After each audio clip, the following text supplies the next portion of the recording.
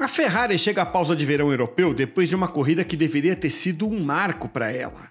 Foi a primeira pole da equipe no ano e a melhor chance até agora de vencer no domingo, mas em vez de estar confiante de que a Hungria vai ser o ponto de partida para encarar a McLaren no restante da temporada, Charles Leclerc acredita que o time desperdiçou a única chance de vitória em 2025. Há quem diga que a corrida na Hungria mostrou que a Ferrari não resolveu seu maior problema desse ano, mas um adversário levantou suspeitas sobre a queda de desempenho de Leclerc no fim da prova e o que isso pode significar. Isso tudo sem falar no clima pesado em torno de Lewis Hamilton depois de um fim de semana para esquecer. Afinal, a Ferrari deve ir para as férias animada ou preocupada, hein? Vamos começar pela teoria sobre a queda misteriosa de ritmo de Leclerc na Hungria. Depois de conquistar uma pole surpresa à frente das McLaren, o monegasco manteve o líder do campeonato, Oscar Piastri, a 3 segundos de distância nos 2 primeiros stints. Mas depois da última parada, Piastri precisou de apenas 4 voltas para tirar a vantagem de 5 segundos. No fim, Leclerc caiu para quarto e terminou 40 segundos atrás do vencedor Lando Norris. Foi um baita colapso. Voltamos então a Xangai, em março, quando a Ferrari venceu a sprint com Hamilton, mas foi desclassificada da corrida principal. O motivo? O desgaste ilegal das pranchas sobre o carro, usadas para garantir a altura mínima. O time descobriu que o carro só era rápido se andasse muito baixo, o que comprometia provas longas. Foram meses de ajustes que tiraram desempenho e táticas conservadores, como mudar linhas para evitar ondulações ou aliviar no fim das retas. Uma atualização da suspensão traseira, lançada no combo Bélgica-Hungria, deveria resolver o problema. Spa deu sinais positivos. Mas será que resolveu mesmo, hein? Enquanto liderava na Hungria, o carro de Leclerc rodava baixo demais. Dava para ver as faíscas na parte traseira. A Ferrari e Leclerc viam em Budapeste a melhor chance do ano. Será que eles arriscaram uma regulagem mais baixa para aproveitar essa oportunidade? Com isso, eles poderiam ir bem na classificação, largar bem numa pista difícil de ultrapassar e controlar o desgaste depois. Isso tudo com o ajuste da pressão dos pneus, auxílio do motor e do piloto. Foi um risco calculado. A pole foi um bônus e foi ajudada pelo vento, que prejudicou as McLaren e favoreceu um carro mais baixo que sai de frente. Outro recurso da Ferrari foi aumentar a pressão dos pneus em cada stint. Isso compensaria a redução de combustível e o aumento de downforce. Mas essa tática já causou quedas de ritmo estranhas, como na Espanha. Leclerc atribuiu o colapso a um problema de chassi, não detectado nos dados, que só foi percebido depois da prova. Russell questionou: eles não vão dizer que estavam perto da ilegalidade, vão? O piloto inglês e a Mercedes acreditam que a Ferrari rodou baixo demais e precisou aumentar muito a pressão dos pneus no último stint para proteger a prancha, além de usar modo conservador do motor.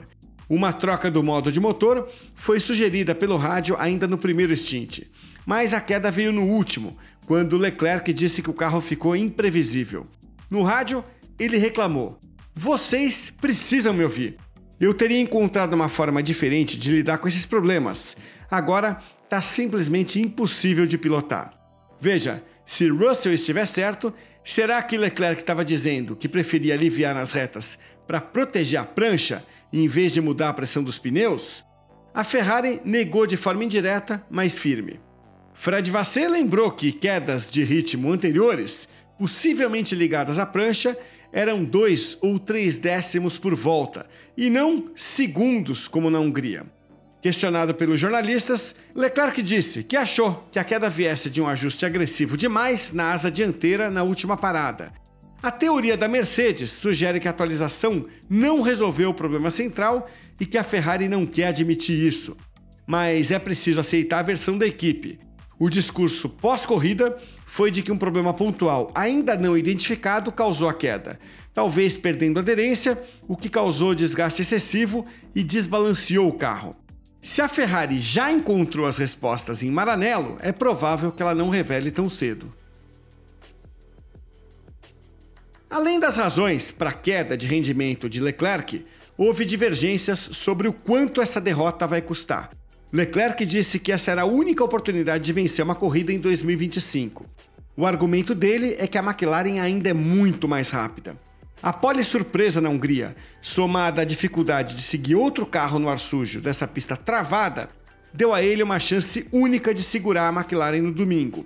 Mas Vasser discordou veementemente desse pessimismo. Ele chegou a interromper o jornalista antes de a pergunta terminar para dizer que foi apenas a melhor chance até agora. Ele destacou que a Ferrari atualizada ficou a 2 décimos da McLaren em Spa e que a performance na Hungria deveria ser avaliada pela classificação e também pelos 2 primeiros stints promissores e não pelo desastre final. Questionado pelo repórter John Noble, aqui do nosso time da The Race na Inglaterra, sobre a importância do desempenho de Leclerc contra Piastri no início da corrida, Vasser tentou não se empolgar e citou o efeito do ar sujo, mas acabou mostrando otimismo sobre como a diferença poderia aumentar quando necessário, ressaltando que o carro não degradava pneus e poderia ter ficado mais tempo na pista se a McLaren não tivesse forçado o undercut.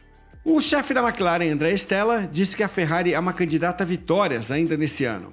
Ele se baseia não apenas na Hungria e na Bélgica, mas também no ritmo apresentado antes da atualização, visto nas partes secas do GP de Silverstone. A visão de Leclerc de que a Ferrari perdeu a única chance de vitória em 2025 saiu no calor do momento. Talvez, alguns dias depois, ele se aproxime mais do otimismo de Vasser, especialmente pelas declarações após a classificação. No mês passado, Leclerc foi duro com ele mesmo por não ter feito a parte dele na maioria dos qualifiers de 2025. Considerado um dos melhores pilotos em volta rápida, ele sentiu que a nova suspensão devolveu a capacidade que ele tem de explorar todo o talento no sábado. O monegasco acha que estava tendo que configurar o carro de forma extrema para extrair algo na classificação, o que deixava as coisas inconsistentes. A atualização colocou o carro numa janela mais adequada, que se encaixa melhor no estilo dele de pilotagem. Além de ser mais rápido, ele agora tem confiança para explorar tudo numa volta única. Talvez a pole na Hungria não seja uma mera exceção, como ele teme. Ainda mais porque a Ferrari mostrou eficiência operacional na classificação. Ela teve um plano de voltas e saída rápida dos boxes, que deixaram os pneus de Leclerc no ponto ideal para a volta da pole. Vasser admitiu que a vantagem da McLaren é contínua. Ela é rápida em todas as condições, enquanto a Ferrari tem picos mais esporádicos. Mas como a Ferrari não tem chance de título nesse ano, picos esporádicos que rendam vitórias e motivação já são um bom resultado.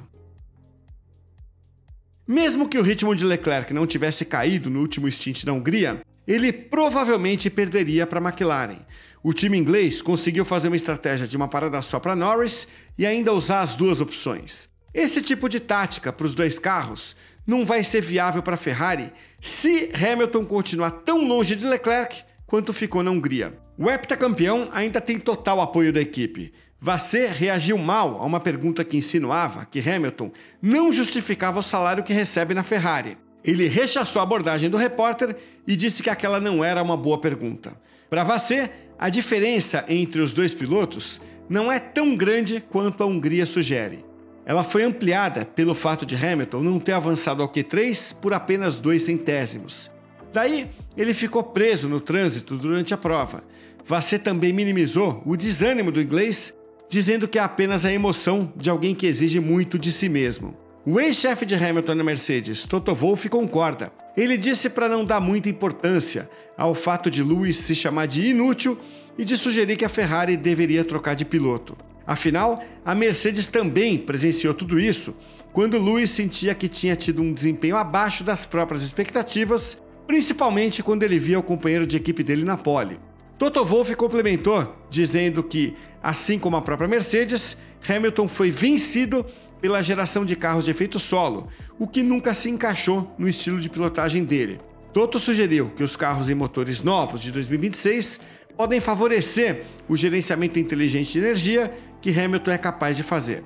Por enquanto, isso é só uma hipótese. A realidade é que mesmo que a Ferrari tenha, de fato, dado a volta por cima em 2025 com a nova suspensão, e não apenas mascarado o problema, só Leclerc conseguiu colocar o carro atualizado mais lá na frente. E lutar sozinho não ajuda quando ele já é um azarão na corrida contra as McLaren.